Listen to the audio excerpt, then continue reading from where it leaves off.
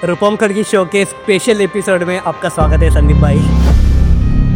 War की अभी type बदल गई है। पहले ग्राउंड वॉर्स वो सारी चीज़ें होती थी, अभी साइबर सिक्योरिटी वाले वॉर्स चल रहे हैं। जैसे आर्मी का थ्रेट है, कोई थ्रेट है, इंटेलिजेंस थ्रेट है, सारी थ्रेट है, उसमें एक साइबर थ्रेट भी होता है जो कंट्री को फेस करना होता है हर दिन हर वक्त।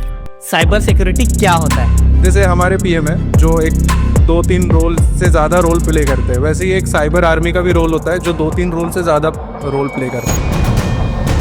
क्या इंडिया डिफेंस सिस्टम में या सिक्योरिटी सिस्टम में टॉप कंट्रीज में आता है?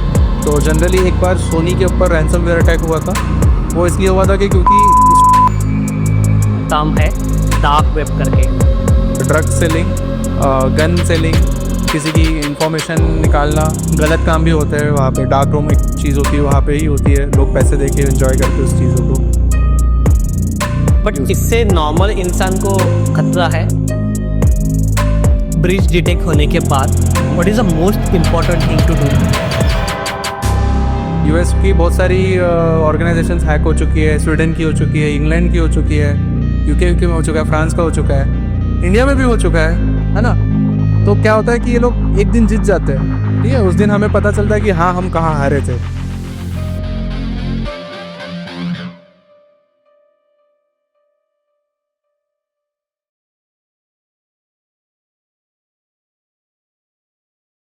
रूपम की शो के स्पेशल एपिसोड में आपका स्वागत है संदीप भाई।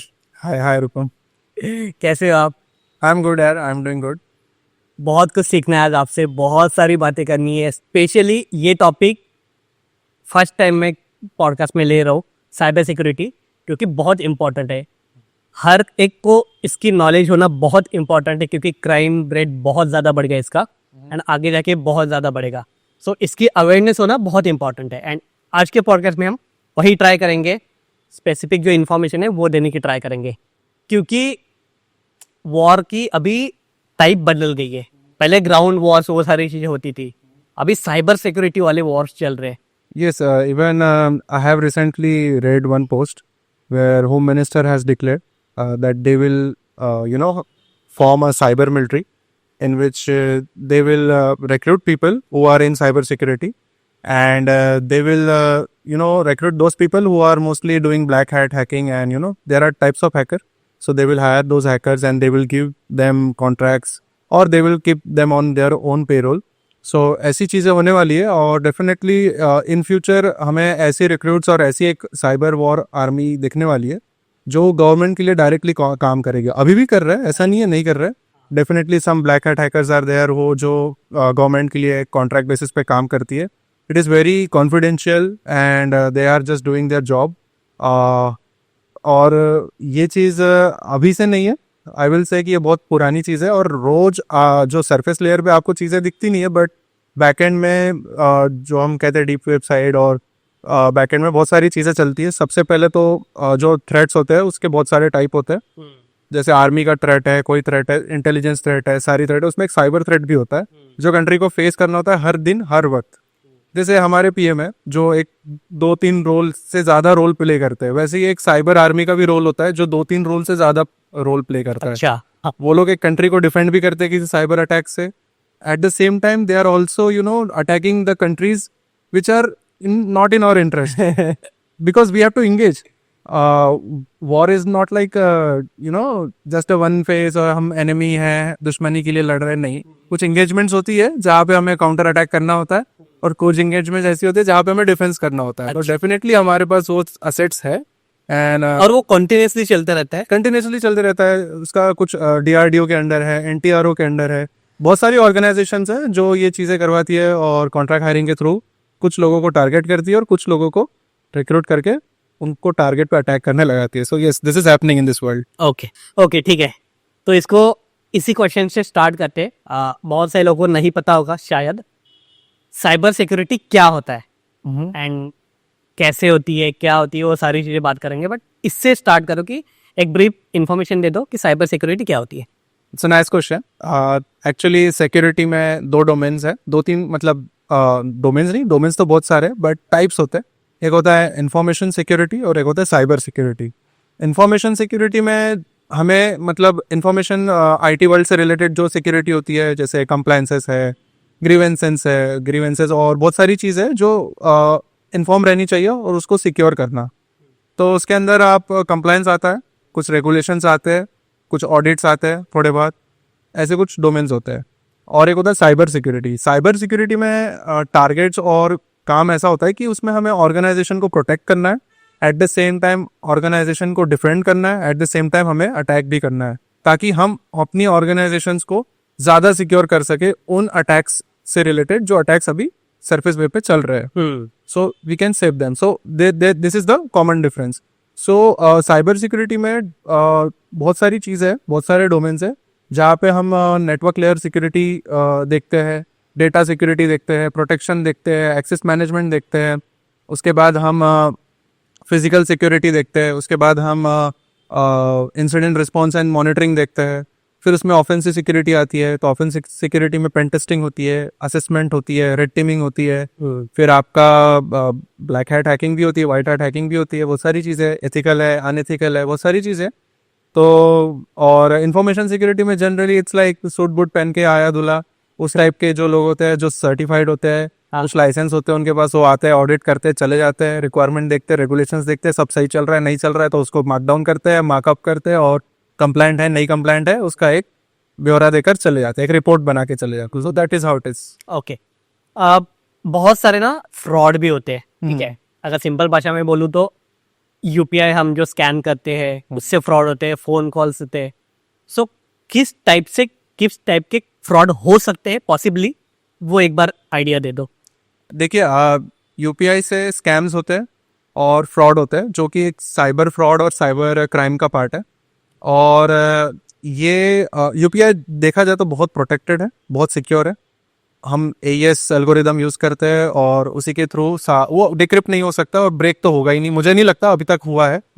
होता भी होगा तो जो इसके क्रिएटर है, जैसे इजराइल और US, they know how they have created, so उनके पास कुछ होगी लीक्स, बट मुझे नहीं लगता अभी तक यूपीआई का सिग्नल सिस्टम कोई ब्रेक कर चुका है। बट फ्रॉड होते हैं। फ्रॉड में सोशल इंजीनियरिंग के थ्रू कुछ ऐसे लोगों को टारगेट किया जाता है जो नए नए हैं, जो ओल्ड एज है, या फिर जिन्होंने अभी किस सीखा टाइप से होता है? होता है तो स्कैमिंग से होता है, फोन कॉल थ्रू।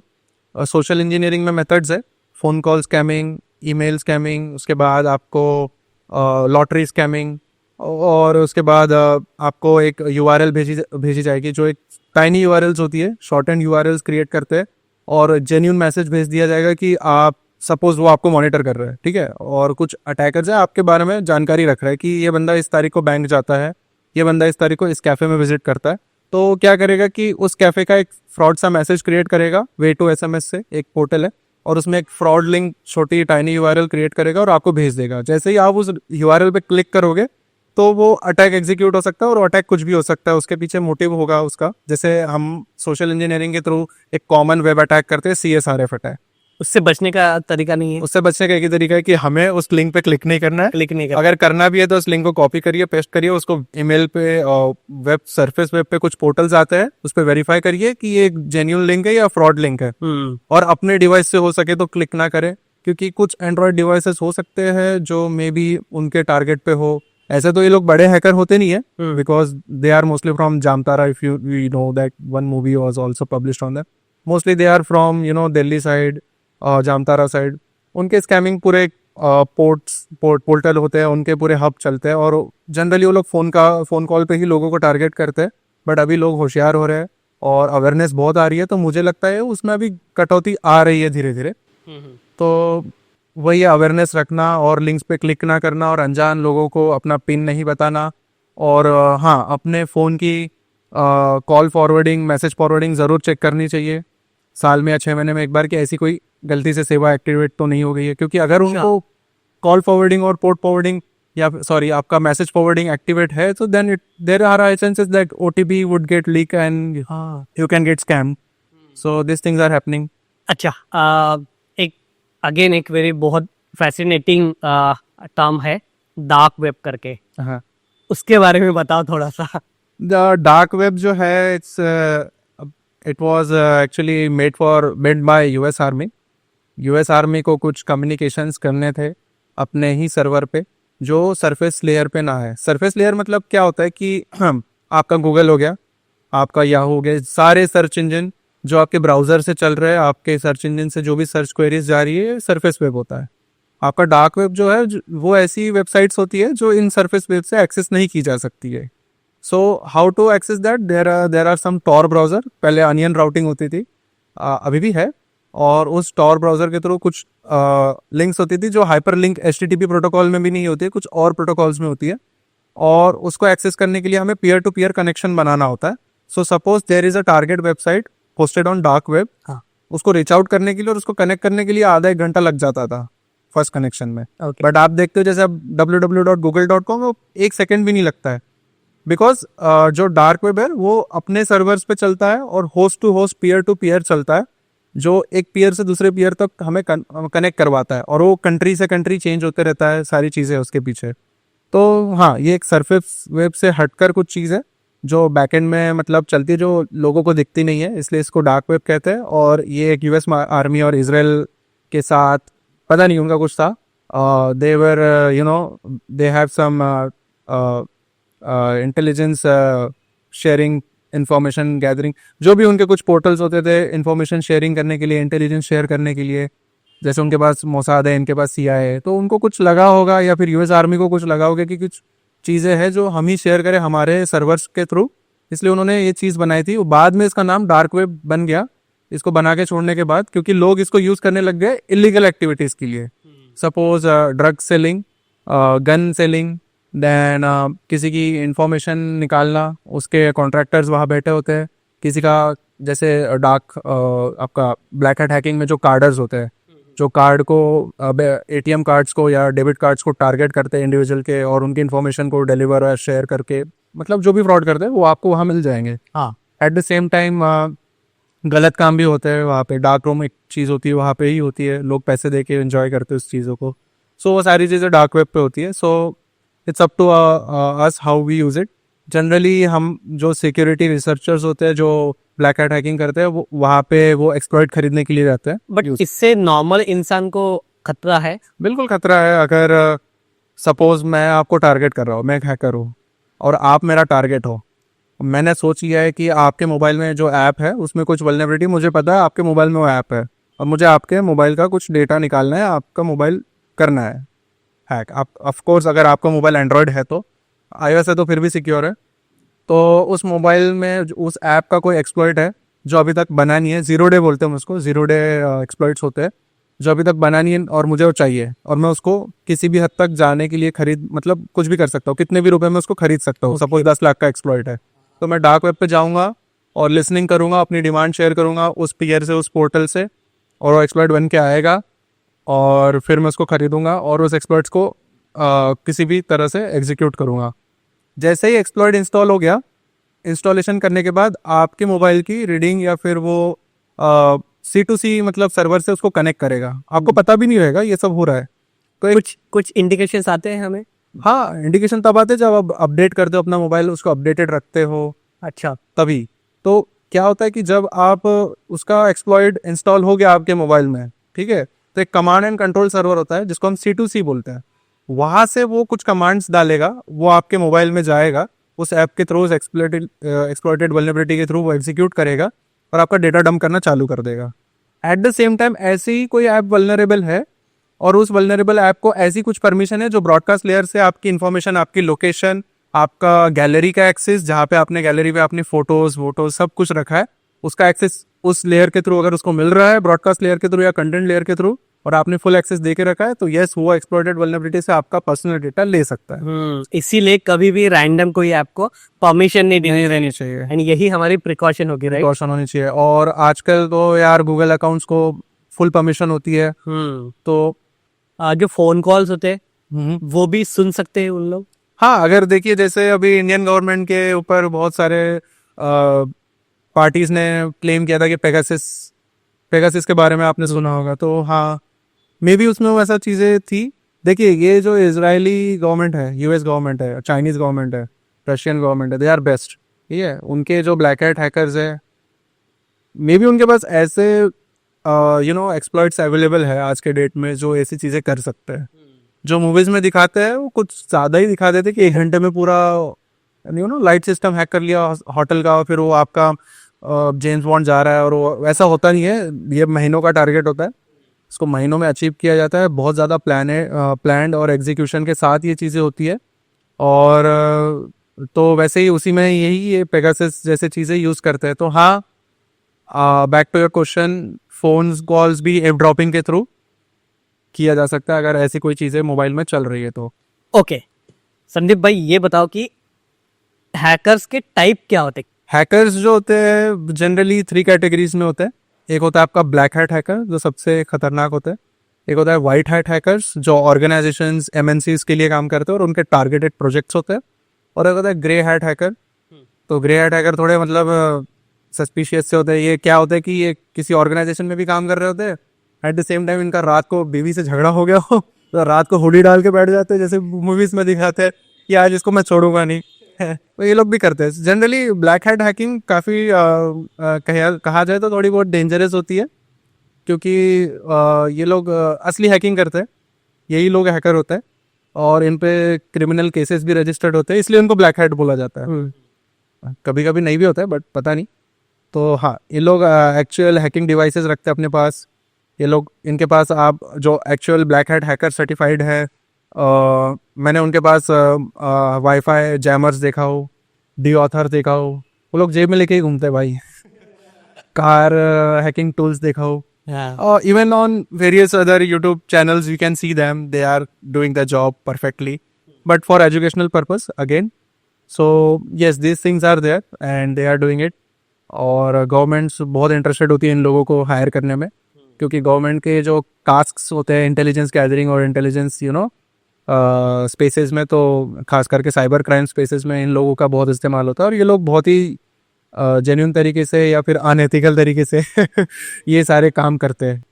ओके, एक ऑर्गेनाइजेशन के पर्सपेक्टिव से हम जानेंगे कि उनको किस लेवल के थ्रेट्स को फेस करना पड़ता है नाउअडेज। सो सपोज एक बैंक है जैसे सपोज यूबीएस बैंक है, सिटी बैंक है। तो जनरली इनको बहुत सारे थ्रेट्स होते हैं, क्योंकि इनके पास बहुत सारे पब्लिक फेसिंग सर्वर है, पब्लिक फेसिंग वेब एप्लीकेशंस है, public facing Android app, iOS app है, और कुछ अदर सर्वर्स है, कुछ सर्वरलेस एप्लीकेशंस है। तो इन लोगों को थ्रेट तो जनरली डॉस अटैक के होते हैं। बहुत ही बेसिक सी चीज़ें बता रहा हूँ मैं आपको। डॉस अटैक हो गया, डी डॉस अटैक हो गया। फिर जो इंटरनल एम्प्लॉयज़ है उनको फिशिंग मेल के थ्रू फंसाना। देखो जैसे हैकिंग जो है वो एक कैंपेनिंग के थ्रू होती है। टारगेट होता है इंटरनल एम्प्लॉय, हाँ, उसको टारगेट कैसा करना है, पहले उसका बिहेवियर देखते हैं कि ये बंदा कैसा है। ये बंदा अगर ओल्ड एज है तो देयर आर टेंडेंसी कि हाँ, इसको हम एक कोई पेन ड्राइव दे देंगे तो साला ये जाके कनेक्ट कर लेगा, हाँ, है ना। फिर अगर वो टारगेट नहीं है, वो ऐसा नहीं है उसका बिहेवियर, तो क्या करेंगे, हाँ ये ईमेल खुलता है, कहीं से इन्फॉर्मेशन आ गई, या हाँ ईमेल खोलता है इन द सेंस ईमेल में आई हुई अटैचमेंट को ये क्लिक करके खोलता है, उसका ये बिहेवियर है और ये पता चल गया है तो उसके थ्रू होगा। या फिर हम इसको एक मैसेज भेजेंगे, ये मैसेज में भेजी हुई लिंक पे क्लिक करता है, हाँ, ऐसा कोई एक बिहेवियर हो गया। ऐसा एक बिहेवियर परसेप्शन बनाया जाता है उस टारगेट के लिए, उस बैंक में, उस ऑर्गेनाइजेशन में बैठे हुए इनसाइडर टेकी के लिए। और फिर एक कैंपेन बना के, एक सोशल इंजीनियरिंग कैंपेन होता है, उसके थ्रू उसको टारगेट करके उसको अचीव किया जाता है। ये होती है red teeming. Generally red team में ऐसा ही होता है। तो ब्लैक हैट हैकर्स के भी ऑब्जेक्टिव ऐसे ही होते हैं। इसको हम इनसाइडर थ्रेट कहते हैं। तो जनरली एक बार सोनी के ऊपर रैंसमवेयर अटैक हुआ था। वो इसलिए हुआ था कि क्योंकि उसको पेन ड्राइव मिला था इंटरनल एम्प्लॉय को, उसने उस पेन ड्राइव को डिवाइस से कनेक्ट कर दिया था और एग्जीक्यूशन स्टार्ट हो गया था। और एग्जीक्यूशन इतना भयानक था कि पूरे इंटरनल सर्वर पे वो जाके एग्जीक्यूशन हुआ था। और सर्वर के थ्रू जो, हाँ, डोमेन लेवल एक्सेस मिला था। और डीसी एक्सेस होता है एक विंडोज एक्टिव डायरेक्टरी के अंदर। उस एक्टिव डायरेक्टरी के अंदर पूरा फॉरेस्ट और एक पूरा ग्रुप होता है, जीपीओ होता है, उसके अंदर वो डोमेन कंट्रोल का शायद एक्सेस निकला था और उसको इनक्रिप्ट कर दिया था। तो सारा सिस्टम इनक्रिप्ट हो गया था और वो रैंसमवेयर मांग रहे थे और वो काउंटडाउन चालू हो गया था, हाँ, कि इतने डॉलर्स भरो तो हम निकलेंगे बाहर। पता नहीं क्या हुआ उसके बाद, रैंसमवेयर दिया नहीं दिया।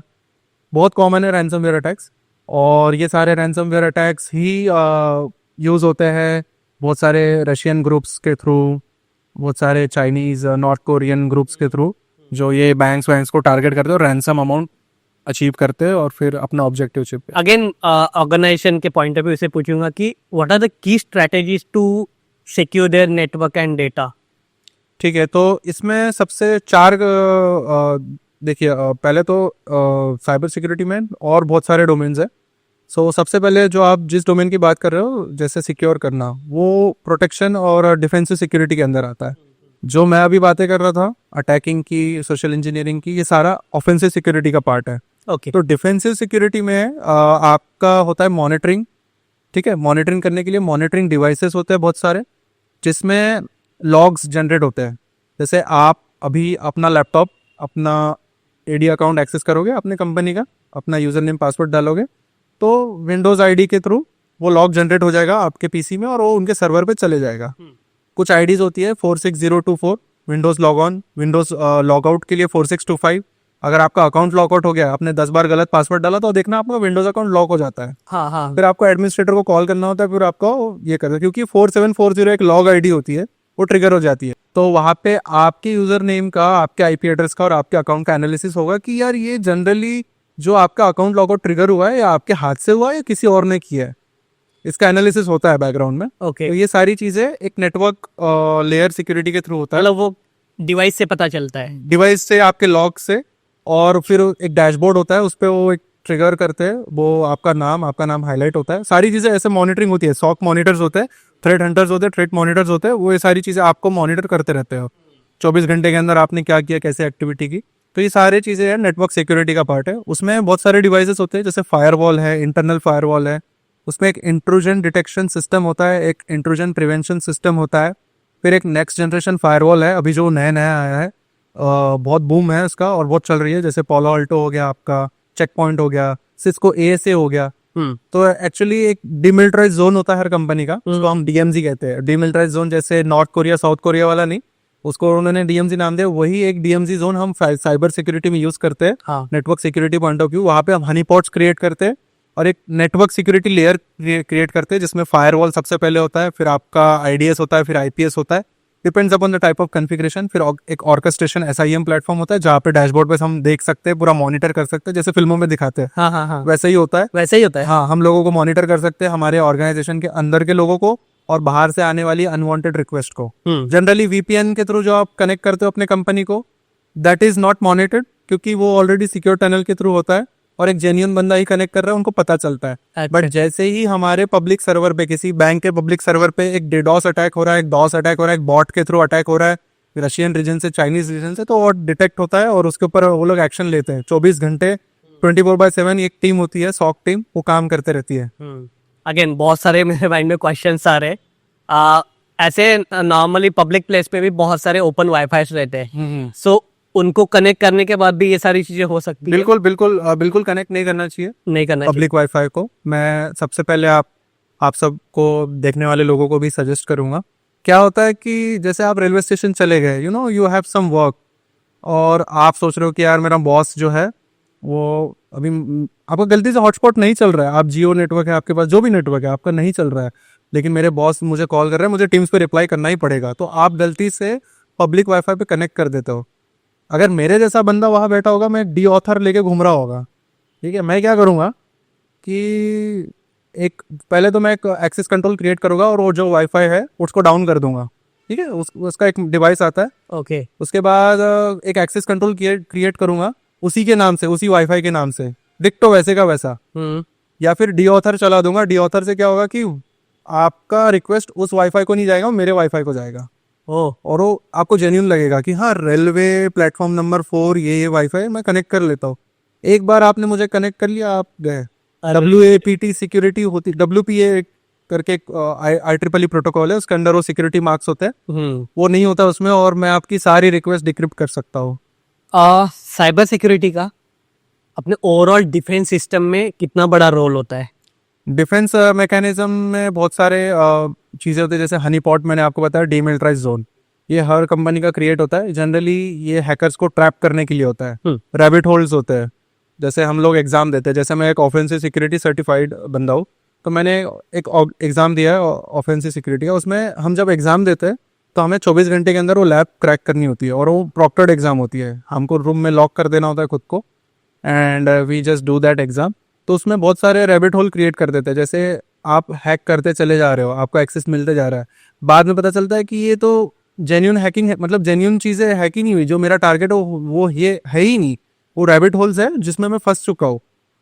ठीक है, ऐसे रैबिट होल्स क्रिएट करके एक हम डिमिलिटराइज जोन और उसको अटैच कर देते हैं, ताकि पब्लिक फेसिंग वेबसाइट्स के थ्रू जो भी पब्लिक चीज़ें के थ्रू हैक करना चाहता है वो हैकर, वो हमारे एक्चुअल सर्वर्स को ना हैक करते हुए उसमें जाके चला जाए, जो जेन्युइनली ऐसे सजा के रखा कि हाँ बेटा आ तो इधर ही हैक हो और अपना समय बर्बाद कर, ताकि हम तुझे डिटेक्ट कर ले कि तू कहाँ का है, कौन से रीजन का है, और हम तुझे ब्लॉक करना स्टार्ट कर दे। तो वैसे हनी पॉट्स और डिमिलिटराइज जोन क्रिएट करके हम एक तरीके से सेव कर सकते हैं। दूसरा है डिफेंस इन डेप्थ मैकेनिज्म, जिसमें अभी जो मैंने आपको बताया कि एक फायरवॉल एनजीएफ लगा देना, फिर एक आईडीएस लगा देना, फिर एक आईपीएस लगा देना, फिर नेटवर्क डीएलपी लगा देना, फिर डीएलपी लगा देना। डीएलपी बोले तो डेटा लेयर प्रोटेक्शन, और जिसमें जैसे आप ईमेल यूज़ करते हो, आउटलुक के थ्रू आप यूज़ करते हो ईमेल, या फिर कई कई जीमेल यूज़ होता है, तो ईमेल शेयरिंग फंक्शनैलिटी में जितनी भी अटैचमेंट्स अपलोड होती है, डाउनलोड होती है, इसको शेयर करना, उसके शेयरिंग करने के रूल, जिसमें कौन सी फाइल आप शेयर कर सकते हो, जैसे एक्सटेंशंस होती है, .gif शेयर नहीं कर सकते कहीं कहीं, हाँ .pdf और .docs ही शेयर कर सकते हो, .txt ही शेयर कर सकते हो, या हाँ, तो ये सारी चीज़ें हम रूल्स सेट कर सकते हैं। उसके लिए बहुत सारे टूल्स है, जैसे प्रूफ पॉइंट एक टूल है, वो हम यूज़ करके मॉनिटर कर सकते हैं लोगों को, और उसके लॉग जनरेट करके हम वही ऑर्केस्ट्रेशन प्लेटफॉर्म पे भेज के SIEM टूल के थ्रू डैशबोर्ड पे देख सकते हैं कि हाँ रूपम ने एक क्लाइंट की फाइल है जो .config फाइल है, उसने अपलोड करी है ईमेल के थ्रू और पर्सनल ईमेल पे शेयर करी है, तुरंत पता चल जाता है उनको। हाँ। तो नहीं करना चाहिए। हाँ। तो वो एक DLP के थ्रू, प्रूफ पॉइंट के थ्रू हम कर सकते हैं। फिर NDLP भी होता है, नेटवर्क DLP होता है। फिर आपका ये हो गया एंटीवायरसेस हो गया, ये सारी चीज़ें होस्ट बेस पे लगी होनी चाहिए। और नेटवर्क लेवल पे आपका IDS, IPS, firewall, NGF, web application firewall, ये सारी चीज़ें लगी होनी चाहिए अलग अलग पैटर्न में, जो कि बाहर वाले बंदे को पता ना हो और इंटरनल लोगों को पता हो। और उसका एक एक स्विचिंग सीरीज और एक अपडेशन सीरीज और एक मेंटेनेंस फ्रेम होता है, उसके थ्रू से मॉनिटर करना, थ्रेड को एनालिसिस करना, ये सारी चीज़ें अगर हमारे पास होगी तो हम 90% सिक्योर है। ओके, ब्रीच डिटेक्ट होने के बाद what is the most important thing to do within 24 hours? सबसे पहले तो यार अपना बैकअप रेडी होना चाहिए सर्वर्स का। बैकअप एक ऐसी पॉलिसी है जो हर ऑर्गेनाइजेशन फॉलो करती है। सो बहुत सारे सिस्टम एडमिनिस्ट्रेटर्स होते हैं, जो ये आपके सपोर्ट टीम होती है किसी भी IT कंपनी की, नेटवर्क टीम बोलते हैं हम उसको, या फिर सिस्टम एडमिन टीम होती है। उनका काम होता है सारे सर्वर्स का बैकअप लेकर रखना, इमेजेस क्रिएट करके रखना। एंटरप्राइज लेवल है, क्लाउड SaaS लेवल पे जो भी चल रहा है, सबका बैकअप रखना चाहिए, और उस बैकअप के थ्रू अपने ऑर्गेनाइजेशन को अवेलेबल करना चाहिए। क्योंकि एक बार रैंसमवेयर अटैक हो गया, सब कुछ इनक्रिप्ट हो जाता है, आपकी ऑर्गेनाइजेशन डाउन हो जाती है, आपके जो स्टेक होल्डर है सब, आपकी रेपुटेशन खराब होना स्टार्ट हो जाती है, और आपकी अवेबिलिटी खत्म हो जाती है। तो इसको कैसे बचाया जाए? इसकी अवेबिलिटी को, कॉन्फिडेंशियलिटी को इम्प्रूव करने के लिए, कॉन्फिडेंशियलिटी तो गई, ठीक है, डेटा तो गया, बट अवेबिलिटी तो हमें बरकरार रखनी है, क्योंकि हम एक ब्रांड नेम है, हमें उसको रखना है, लोगों को दिखाना है कि हम पे लोग ट्रस्ट करते हैं। तो हम क्या करेंगे, हमारा बैकअप सर्वर ऑन कर देंगे, और लोगों की सेवा जो भी है चल रही है पब्लिक फेसिंग एप्लीकेशन के थ्रू, मोबाइल एप्लीकेशन जो भी बैंक, मतलब पुराना डेटा गया, नया डेटा आते जाएगा। नया डेटा नहीं, वही पुराना डेटा ही बैकअप में होता है, वही अवेलेबल है। फिर बैकग्राउंड में एक वॉर रूम क्रिएट होता है, ठीक है, उसमें क्या होता है कि जैसे रैंसमवेयर अटैक हो गया, तो रैंसमवेयर का एक अपना कम्युनिकेशन चैनल एस्टेब्लिश हो जाता है, ठीक है, वो उनके सर्वर से बराबर कनेक्ट होता है। जैसे मैंने आपको बताया था C2C, हाँ। कमांड कंट्रोल, हाँ। तो आप उनसे चैट करना स्टार्ट करो, नेगोशिएशन स्टार्ट कर दो कि हम मानेंगे, ऐसा करो, आप ये करो, वो करो। एट द सेम टाइम हमें पैचेस बनाना चालू करना होगा। पैच मैनेजमेंट एक टीम होती है, वल्नरेबिलिटी मैनेजमेंट के अंदर ये होता है। तो ये लोग डिक्लेयर कर देते हैं, जैसे SolarWinds का भी एक अटैक हुआ था, सॉफ्टवेयर सप्लाई चेन अटैक हुआ था, और जितने भी कस्टमर्स थे सबको वो मालवेयर डिस्ट्रीब्यूट हुआ था सबका, और जितने कस्टमर थे सबके सब हैक मतलब हो गए थे। सेम अभी आपने देखा होगा, सबके विंडोज मशीन हैक हो गई, मतलब हैक नहीं हुई थी, अनअवेलेबल थी। क्राउड स्ट्राइक का एक पैच रिलीज हुआ था, उसका ढंग से वेरिफिकेशन नहीं हुआ था, मेन ब्रांच से, सॉरी फंक्शनल ब्रांच से वो शायद मेन ब्रांच पे कमिट हो गया था वो कोड, और वो पैच सबको रेगुलेट हो गया था, और उसके वजह से सारे विंडोज इमेजेस जो थे सर्वर पे चल रहे थे वो मतलब अवेलेबल नहीं थे, काम रुक गया था। तो वो नहीं रुकना चाहिए, उसका एक बैकअप सर्वर्स क्रिएट कैसे करना चाहिए, वो सारा एक मेथड होता है। फिर वॉर रूम होता है, वॉर रूम में ये सारे डिस्कशन चलते हैं। उसके बाद डेटा सैनिटाइजेशन एक होता है। उसके बाद एक यूज़र स्टोरी क्रिएट होती है कि एक पूरा एक प्रोसेस होता है एक्चुअली कि ये स्टार्ट कब हुआ, कैसे हुआ, तो उसको फॉरेंसिक्स का पार्ट मानते हैं और कहते हैं साइबर फॉरेंसिक्स स्टार्ट हो जाती है। साइबर फॉरेंसिक्स में रूट कॉज RCA स्टार्ट हो जाता है। RCA में होता है कि स्टेज 1 कैसे हुआ, ये अटैक एग्जीक्यूट कैसे हुआ, कौन था इनसाइडर थ्रेट, पता करो। तो पूरी टीम, जैसे उबर का हुआ था जब ब्रिच, तो पूरी टीम जो थी, SOC team, security operation team, पूरा ले ऑफ हो गया था उनका। फॉरेंसिक एक्सपर्ट्स कैसे हेल्प करते हैं basically? Forensic experts image create करते हैं सर्वर्स की, और लॉग ट्रेसिंग करते हैं, और पूरे लॉग्स जो होते हैं वेरीफाई करते हैं हर यूज़र का, हर नेटवर्क लेयर पे जो सारे डिवाइसेस है वहाँ से, कि कौन से बंदे ने कहाँ क्लिक किया था, कौन से बंदे ने, कोई फिशिंग ईमेल तो आया नहीं था उसको, उसने वो फाइल तो एग्जीक्यूट नहीं कर दी, किसी ने पेन ड्राइव तो नहीं कनेक्ट कर दिया था। ये सारी चीज़ें डिटेक्ट करने का काम फॉरेंसिक टीम का होता है। वो एक रिपोर्ट बनाते हैं, 30 दिन का टाइम लेते हैं। ओके। और ये सारे बड़े बड़े कंपनीज होते हैं, बिग 4 वगैरह, इसका कॉन्ट्रैक्ट लेते हैं, या फिर कोई हैकर को हायर करके ये सारी चीज़ें करते हैं। सारे एक्सपर्ट्स सारे एक्सपर्ट्स होते हैं। तो ये डिजिटल फॉरेंसिक्स करते हैं, उसमें इमेज क्रिएशन से लेके इमेज एनालिसिस होता है, क्रिएशन ऑफ रिपोर्ट होता है, और उसके थ्रू वो सारे रूट कॉज एनालिसिस करके एक रिपोर्ट क्रिएट करते हैं, जिसमें स्टेज 1 पे देखते हैं कि अगर हाँ ये बंदा टारगेट हुआ था तो उसमें कौन सी फाइल एग्जीक्यूट हुई थी, .rat फाइल तो नहीं थी, कोई मालवेयर के एक्सटेंशंस होते खराब, .exe फाइल तो नहीं थी। फिर वो उसको डिटेक्ट करते हैं कि कहाँ कौन से पीसी पे हुआ था, वो पीसी कितना अपडेटेड था, कितना अपडेटेड नहीं था। ये सारी एक रिपोर्ट बना के उसको पूरा एक स्टोरी, यूजर स्टोरी देकर एक क्रिएट करके एक ऐसा स्टोरी क्रिएट करते हैं कि हाँ दोबारा ये गलती ना हो, पैच मैनेजमेंट हमारा अप टू डेट रहना चाहिए, वल्नरेबिलिटी मैनेजमेंट हमारा अप टू डेट रहना चाहिए। ऐसे एक सारा defence in depth mechanism create करके पूरा वो एक सिस्टम चलाया जाता है ताकि दोबारा अटैक ऐसा ना हो। तो ये बैकग्राउंड में ऐसे चलता है।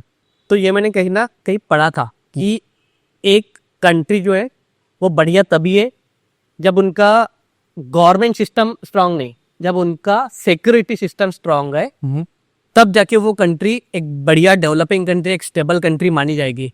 सो व्हाट इज योर टेक? बिल्कुल। देखिए, ऐसा ज़रूरी नहीं है कि एक डेवलप कंट्री ही सिक्योर हो सकती है या डेवलपिंग कंट्री भी सिक्योर हो सकती है। अब डेवलपिंग कंट्री जैसे इंडिया है, इन्होंने और इंडिया में स्टेट बैंक है, SBI, आपने कभी नहीं सुना होगा यहाँ पे कोई डेटा ब्रीच हुआ है, क्योंकि इनका मैकेनिज्म, इनके पास इतनी एडवांस मशीनरीज, इतने एडवांस फायरवॉल और एक सिक्योरिटी टीम है जो ये होने नहीं देती है।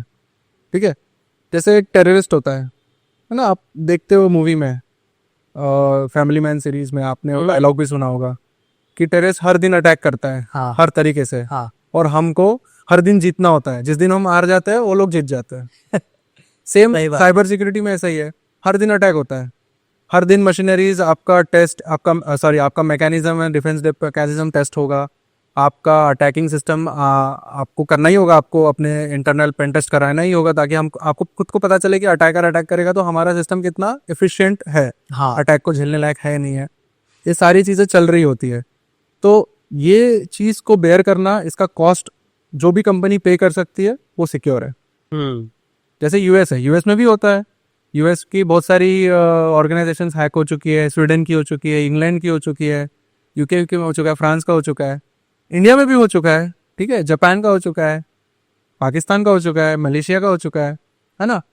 तो क्या होता है कि ये लोग एक दिन जीत जाते हैं, ठीक है, उस दिन हमें पता चलता है कि हाँ हम कहाँ हारे थे, फिर हम और स्ट्रांग होते हैं, और स्ट्रांग होते जाते हैं। तो डिपेंड करता है कि ये कितना इनकी जो टीम है कितनी एफिशिएंट है, कितने बढ़िया हैकर्स या कितनी बढ़िया महंगी टीम इन्होंने हायर करी है, कितने लेवल तक ये लोग महंगे महंगे डिवाइसेस अपने पास रख सकते हैं, कितनी बड़ी टीम अपने पास रखते हैं, और कैसे ये लोग मॉनिटर करते हैं, उस पर डिपेंड करता है। क्या इंडिया डिफेंस सिस्टम में या सिक्योरिटी सिस्टम में टॉप कंट्रीज में आता है?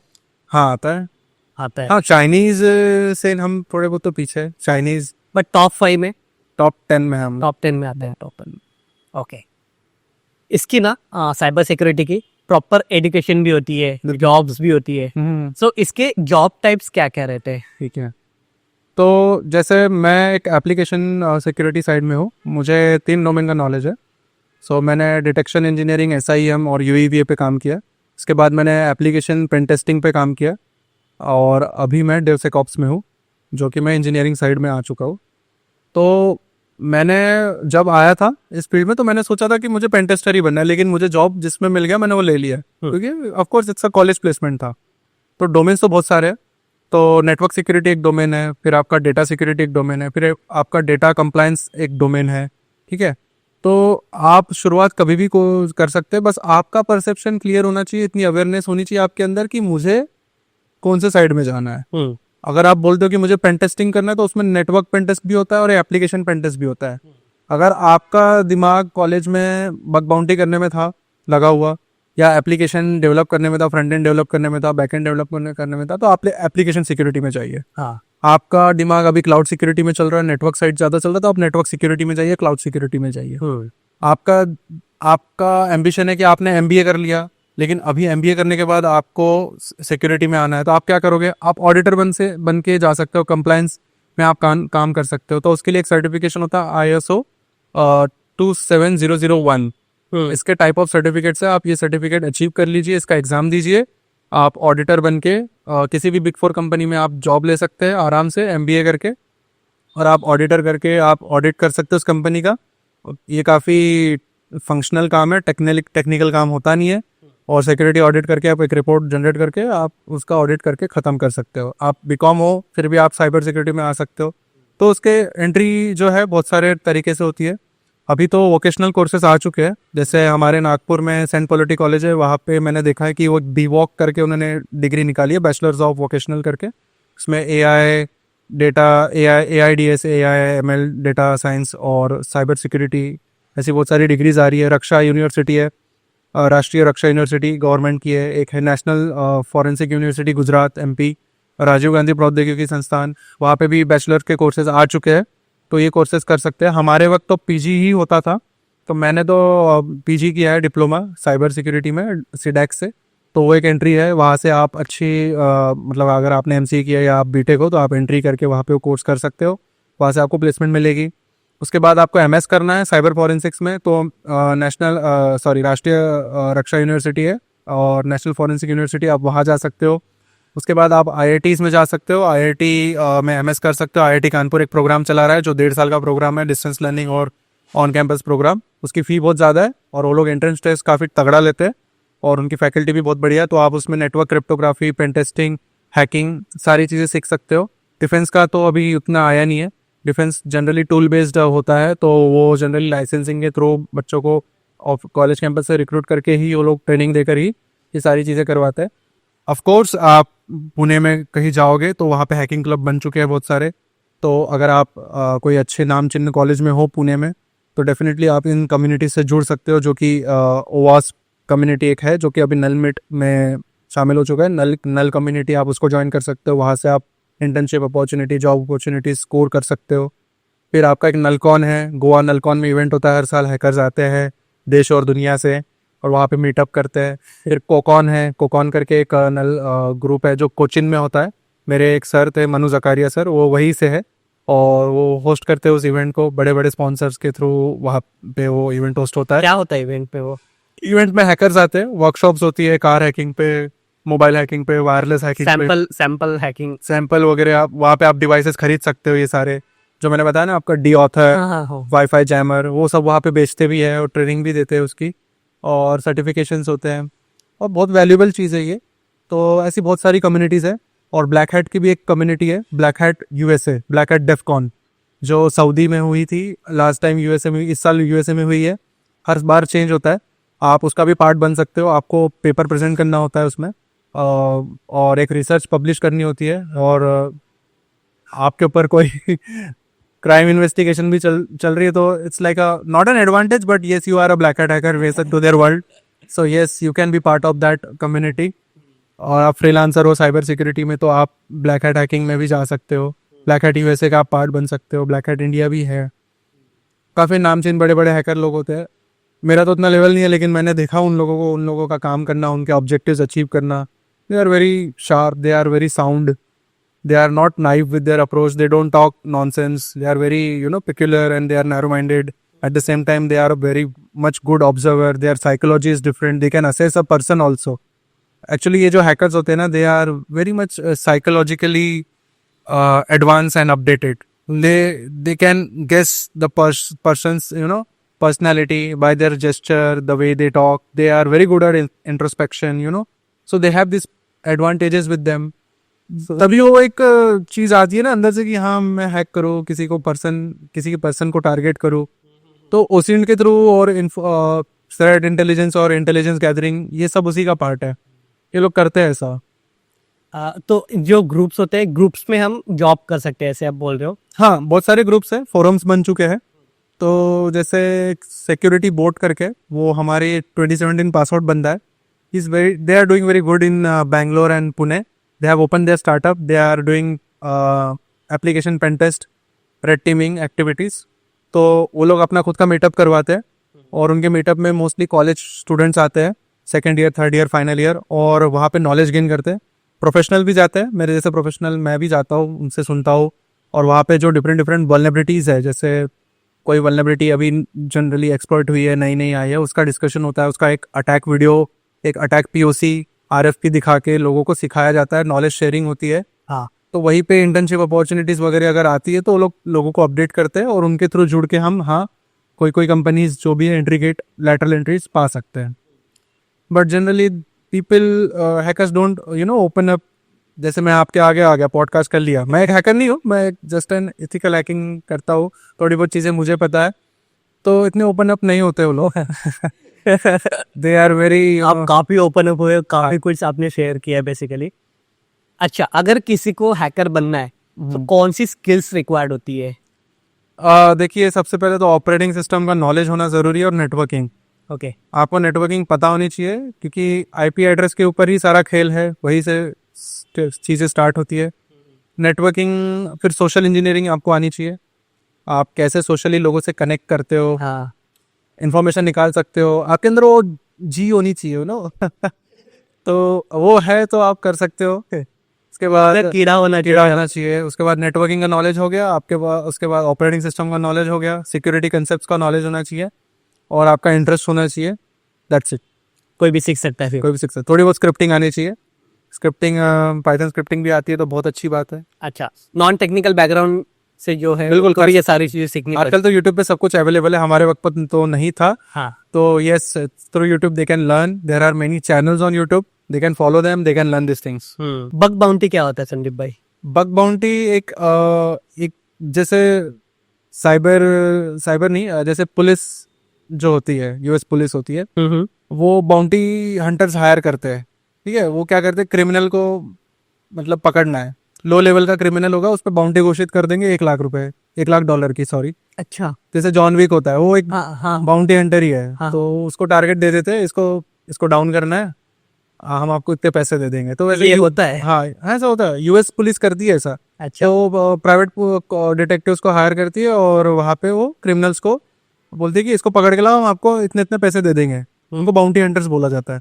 सेम बहुत सारे एप्लीकेशंस है, बैंक की, कोई इंस्टीट्यूशन की. वो क्या करते हैं, अपनी एप्लीकेशन को पेन टेस्ट करा के सिक्योर करा लेते हैं. लेकिन उनको लगता है कि हाँ, हमारी एप्लीकेशन को और सिक्योर कराना चाहिए, तो क्या करते हैं, हैकर्स के थ्रू हैक करवाते हैं एप्लीकेशन, यानी कि पेन टेस्ट करवाते हैं. हाँ. हैकिंग का एक मतलब कमर्शियल शब्द है हमारी IT इंडस्ट्री में, पेन टेस्टिंग. इसको पेन टेस्ट इनके थ्रू करवाते हैं. और बहुत सारे प्लेटफॉर्म्स है, जैसे बगक्राउड एक है. उसके बाद आपका HackerOne एक प्लेटफॉर्म है. इंटीग्रिटी एक प्लेटफॉर्म है. फिर सिनैक रिसर्च करके एक प्लेटफॉर्म है. इनको अपनी वेबसाइट्स दे देते हैं, टारगेट वेबसाइट 6-7 वेबसाइट दे देंगे, बोलेंगे कि इसको पब्लिकली होस्ट कर दो, और जो भी बगक्राउड पे बंदे हैं, मैं भी आप भी रजिस्टर कर सकते हो, और उसको स्टार्ट कर देते हैक करना. बहुत टफ है अभी तो. पहले बहुत ईजी था, अभी तो कंपटीशन आ गया. तो उसमें 12th का बच्चा भी होता है, 9th का भी बच्चा होता है, ग्रेजुएट्स होते हैं, हम प्रोफेशनल सारे लगे पड़े होते हैं. हाँ. और आपको बग मिल गया, आपने डिफेस कर दी वेबसाइट, डिफेसमेंट हो गई, तो आपको अवार्ड मिलेगा, हॉल ऑफ फेम मिलेगा, या फिर आपको कुछ डॉलर्स मिलेंगे, या फिर कुछ $1,000 भी मिलेंगे. जैसे इंस्टाग्राम का एक बग निकाला था एक बंदे ने, प्राइवेट अकाउंट को उसने पब्लिकली इन्फॉर्मेशन शेयर करना एक API के थ्रू बताया था, तो उसको $30,000 की बग बाउंटी मिली थी. $30,000 हाँ मिले थे उसको. हाँ. $1,00,000 की भी बग बाउंटीज होती है, तो वो बग बाउंटी के थ्रू हम ले सकते हैं. वाह. कुछ लेसर नोन जो जॉब्स होते हैं या टाइप्स होते हैं इसमें, वो बताओ जिसके बारे में इतनी आइडिया नहीं है. जैसे अभी AI ML बहुत चल रहा है, AI का इम्पैक्ट चल रहा है, तो हाँ, जैसे डेवऑप्स है एक डोमेन, तो डेवऑप्स का एक एमएल ऑप्स आ चुका है एडवांस वर्जन, वैसे ही हमारा डेवसेकऑप्स है। तो डेवसेकऑप्स में एमएल सेकऑप्स मतलब टेक्नोलॉजी एक जॉब रोल आ चुका है, जिसमें हम एमएल ऑप्स के बंदों को या फिर एमएल ऑप्स के टेक्नोलॉजी स्टैक को सिक्योर करेंगे, तो हम उसको एमएल सेकऑप्स बोलते हैं। फिर एक software supply chain, secure software supply chain एक रोल है, एक स्टैक है जिसमें हम पूरी सॉफ्टवेयर सप्लाई चेन जो है उसको सिक्योर कर सकते हैं, वो एक चीज़ है। फिर कंप्लायंसेस है, नए नए कंप्लायंसेस आते जाते हैं, उसके नए नए सर्टिफिकेशन आ रहे हैं, जैसे SOCX कंप्लायंस, उसका सर्टिफिकेट किसी ने अचीव कर लिया। ये सारे लोगों को पता नहीं होता है। जैसे मैंने बोला कि MBA करने के बाद भी आप सिक्योरिटी में आ सकते हो, नॉन टेक्निकल बैकग्राउंड है फिर भी आप सिक्योरिटी में आ सकते हो, इन्फॉर्मेशन सिक्योरिटी में आप ये सर्टिफिकेट्स कर लोगे, ISO सर्टिफाइड SOX कंप्लायंट, उसका नाम है SABANS एंड ऑक्सी कंप्लायंट, ये सारे आप सर्टिफिकेट कर लोगे तो आप ये जॉब्स सिक्योर करके स्कोर करके आप अच्छा इनकम कमा सकते हो। तो बहुत पैसा इसमें बहुत नहीं है बट है। जितना एक IT इंडस्ट्री में एक कोडर कमा सकता है उसका हाथ कोई नहीं पकड़ सकता। हाँ, एक हैकर कर सकता है अगर वो फ्रीलांसिंग एक फर्म के थ्रू कर रहा है और फ्रीलांस कर रहा है और एक वो हैकर है तो कमा सकता है, बट एक कोडर का तो लेवल मुझे नहीं लगता अभी तक के किसी पेंटर। क्या लगता है इंडिया की जो कोडिंग स्किल्स है वो टॉप में आती है? ये टॉप कंट्रीज में डेफिनेटली देखिए, आप US में भी देखोगे, सारे जो बड़े बड़े कंपनी है, गूगल, माइक्रोसॉफ्ट, हमारे ही लोग हैं। एक्चुअली ब्रेन ड्रेन होता है, चाइनीज कोडर ही है, और हमारे जो स्मार्ट पीपल है जो MS करके IIT से वहाँ जाके जॉब सिक्योर कर रहे हैं just because of getting good money, good lifestyle, they are going. Yes, they are sharp also, so they are the only one who are coding and who are doing this coding stuff. Similarly, they are Indians and in India we are doing the cheap labor things.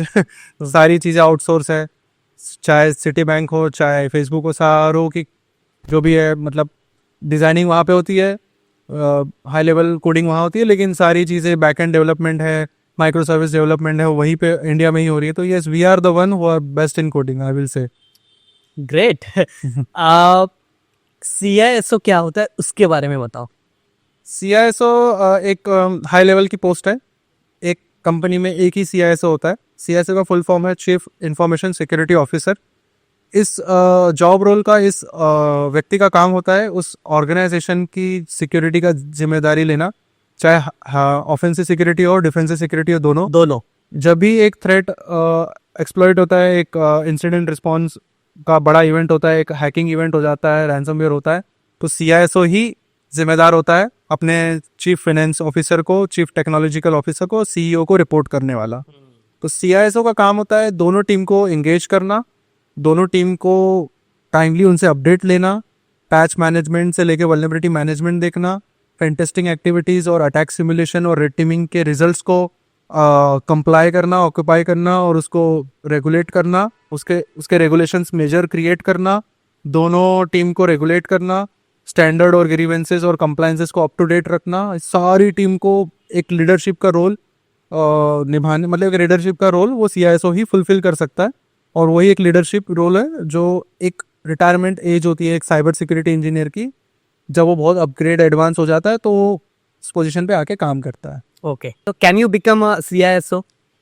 देखिए, जैसे मैंने बताया कि CISO जो है एक बहुत बड़ा नामचीन व्यक्ति होता है, एक लीडरशिप रोल है, और वो रिटायरमेंट एज पे ही एक मतलब अचीवमेंट है, वो पोस्ट की अचीवमेंट की जा सकती है। अच्छा, तो अभी आप देखोगे तो IT सेक्टर में रिटायरमेंट एज 58 तक है। क्यों है? करेक्ट, क्योंकि those guys who are reaching the age of 58 and 60s in ITs are pass out of 1995 और 1991। करेक्ट। तो उस समय के जो रिसोर्सेस है वो बहुत रेयर हुआ करते थे, एक का दुक्का बंदा ही IT सेक्टर में आता था, है ना। तो वो पोस्ट है बची हुई 58 तक, 60s तक। हाँ, अब मेरी रिटायरमेंट एज मुझे पता है 45-50 के आसपास या 45 तक ही रहेगी, क्योंकि अभी टैलेंट भर भर के आ रहा है, ठीक है। और CISO वाली जो पोस्ट है उसके पीछे मतलब बहुत सारे टैलेंट लगे पड़े रहेंगे। कौन ये पोस्ट लेगा? जो सबसे ज्यादा टैलेंटेड रहेगा, जो सबसे ज्यादा टैलेंट में भी सबसे ज्यादा टैलेंटेड रहेगा, वही ये पोस्ट अचीव कर सकता है। अच्छा। और अभी जो है 17 पास आउट, जैसे मैं 17 पास आउट हूँ, लाखों 17 पास आउट है, लाखों सिक्योरिटी पर्सनल्स घूम रहे हैं, सिक्योरिटी प्रोफेशनल्स घूम रहे हैं। तो इनमें तो होड़ मची रहेगी ना सीसो बनने की। तो मैं नहीं कह सकता कि मैं सीसो बन सकता हूँ बट हाँ मैं चाहता हूँ मैं सीसो बनूं किसी कंपनी पर आपने बोला कि आपकी रिटायरमेंट एज 40-45 हो जाएगी, ऐसे क्यों?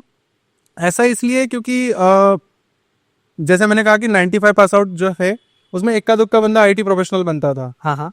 अभी आप देखोगे तो there are enormous people, you know, huge people, count of people is increasing day by day. So if you say a pass out of 17, 20, 20 who has started his career in that age, and if I reach the age of 48, 50 in 2035 or 2040 or 2045, at that time the time will be different. You know, AI will be already on the verge of being established in whole. It will be interrupting human work, and it will be overtaking many of the job roles. There will so job demand होनी चाहिए. Job demand ही नहीं रहेगी और job demand रहेगी भी तो उन लोगों को लेके जो बहुत ज्यादा मल्टी स्किल है, जो बहुत ज्यादा टैलेंटेड है और टैलेंट में भी नंबर 1 टैलेंट है.